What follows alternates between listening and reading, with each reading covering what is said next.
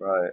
Well, now, we started in there talking about the national organization. So, how do you feel they've either positively or negatively affected Active Trail? Oh wow. Actually, I think there's been both. I think they've affected heathenry positively and negatively. Uh, Let me touch on a few of the negatives first. I think that overall that the national organizations, in a negative sense, um, they they are not meant to really be a face organization. That's not what national organizations do. They are here to represent heathens in a overall manner. In other words, when we need representation or something like that, because maybe our religious rights are being dealt with, a national organization can step up and do something where someone on a local or even a regional level can't really do. They can't bring that kind of weight that a national organization can. Uh, it, but that's kind of restricts it to what it is. Now, most of the national organizations are trying to shake that type of mold and be more personable. You see that by them pressing the amount of gatherings that they have and things like that, because they're trying to put a face on that national organization. They're trying to step away from being just an internet situation, because up to probably the last 5 years or so, it's pretty much been that way. It's only been within about the last 5 years that you've really started seeing more and more gatherings. Even now, out on the east and west coast, you see them a lot. Now, we are starting to see more in the Midwest.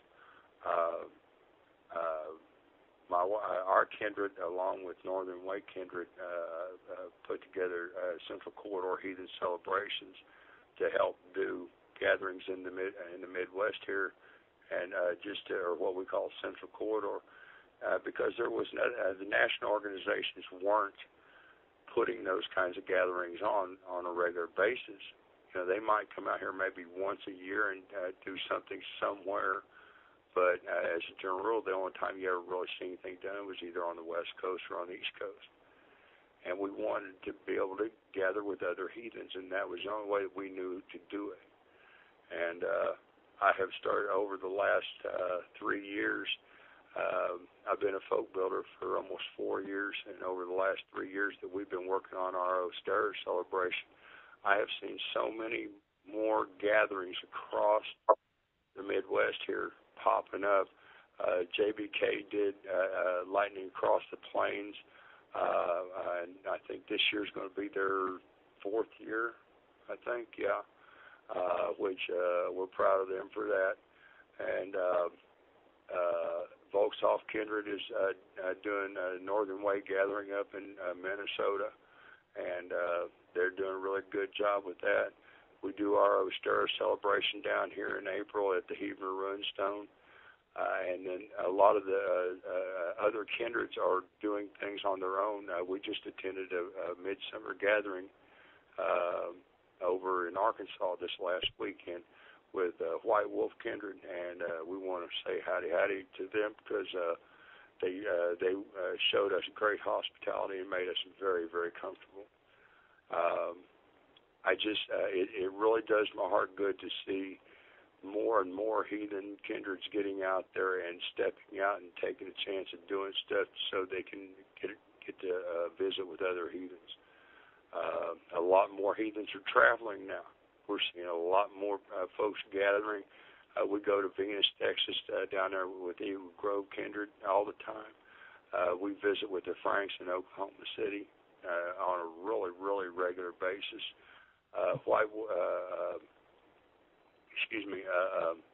Wolf Tree Kindred in Wyoming. Them girls up there, they are something else. And they travel all the way down here from Wyoming to come to LATP, to come down to the Osteris celebration. We just met with Seth Sample and his kindred over in Arkansas this weekend also. We went up there for winter nights last year. That's clear up in Iowa. So heathens are traveling all over the Midwest to attend gatherings with each other. And I have a feeling that in the next 5 years, you're going to see more of an explosion of heathenry than you have seen in the last 15. Well, I hope you're right about that one.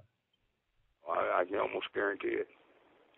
That'd be great. But yeah, I agree with you. I think, especially, touching back on the internet has been such a big help in that extent too, and the social aspect of heathenry as well, because it's allowed us to obviously contact and meet new kindreds. And I think I was telling you about it, either you or Brian, I can't remember, but we actually just came in contact with a new kindred down in Wichita. Yeah, you tell me about that.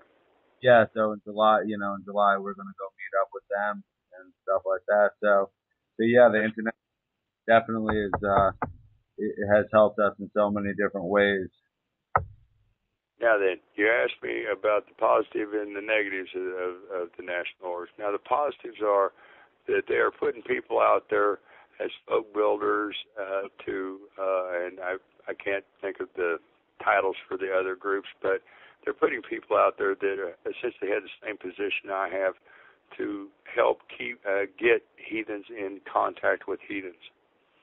And this is where the national organizations are really starting to step out and say, okay, we need people on the ground out here to help us network all these people.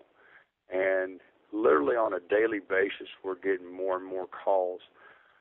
I get, I would say probably at least 5 emails a week from new people that are just asking questions about it. And the reason that's happening is because they go on the internet, they look up Alcatraz, they find the AFA, or they find the Asatra Alliance, or they find the Troth, and they call their stewards, or they call their folk builders, and they find out, well, what's going on in my area? Is there going to be something happening here pretty soon? And the next thing you know, they're attending gatherings. They've met some other heathens in that area, and what do you know? There's a kindred there. That's the positive aspects of the national organizations. They make it possible for us to network with people in places we wouldn't normally network with people. And that's a bigger help than most people really give it credit. Now, that's not to say that a regional organization can't do the same thing, but it only would be for that region. And even that would not be as strong as having the national organization. And I know that there's people out there that disagree with that, and that's fine. I have my opinion, and they have theirs. Well, I think, like you stated, the two working together, having a national organization that obviously, puts regional offices, so to speak, into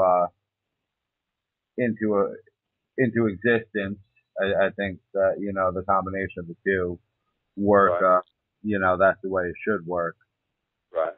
Well, and the thing is even a regional organization could probably do that to a point, but the manpower it would take to do as large areas the AFA or the Alliance covers, the AFA has members around the world. I mean, we have members in Norway, we have members in Spain, Portugal, England, France, Australia, South America. We've got members across the world, man. And I'm sure that a number of the other organizations are the same way.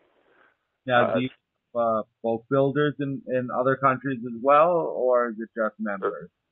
Yes, sir. We have folk builders in those areas as well. Okay. That is pretty impressive.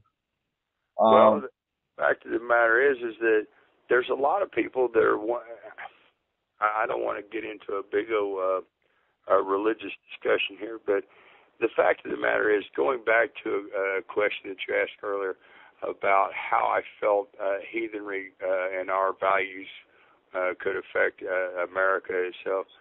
The fact of the matter is that people are getting disgruntled with most of the older religions, or actually the younger religions, and that's mainly because that they're not producing what they promised. They're finally getting a grip on the fact that, hey, things are getting worse, and this isn't helping. And so they're looking for something that does help, something that does give them some kind of a positive outlook at what's going on around them, or at least what they can do about it. And these other religions don't give them that. And so you have more and more people looking at heathenry and even Wicca and some of the other pagan beliefs, going back to the ancestral beliefs because it worked for the elders. Why can't it work for us? And so we're getting a lot more people looking, and not just in America, but around the world. Christianity and Islam and many of these others are faltering because they can't produce. There is an influx of Islam, and that's mainly because of it's a poor man's religion.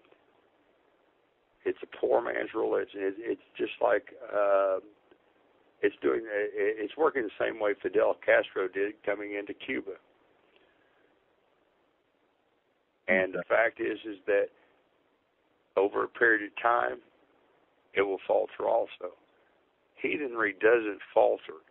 The only thing that takes heathenry down is heathenry itself. That intertribal bickering and things like that, we got to get past that. We got to get past that, because the fact of the matter is that will be our downfall. This country was based on a term: united we stand, divided we fall. That should tell you just about anything you need to know right there.